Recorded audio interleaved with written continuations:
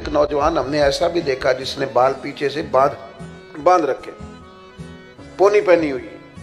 اور اس کی حالت یہ تھی کہ پینٹ شرٹ بھی چلو لوگ پہنتے ہیں پر کچھ زیادہ ہی اس نے جدید پہن لی۔ تو وہ بعض لوگ ہنس بھی رہے تھے، اور اللہ تعالیٰ مجھے معاف کرے میں بھی پڑھتے پڑھتے تھوڑا سا مسکرایا، لیکن پھر بعد میں ڈھیر سارے لوگوں نے میری طرح سجدہ صاف کیا جب وہ بظاہر فیشن میں لدا ہوا نوجوان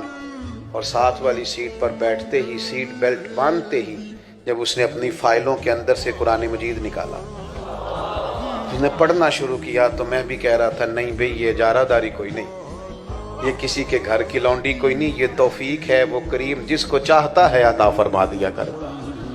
آپ یہ مت سمجھیے کہ یہ بگڑا ہوا جوان ہے، یہ قریب نہیں آئے، آپ اس کے اندر ذوق تو پیدا کریں، اس کا دل تو دھڑک رہا ہے،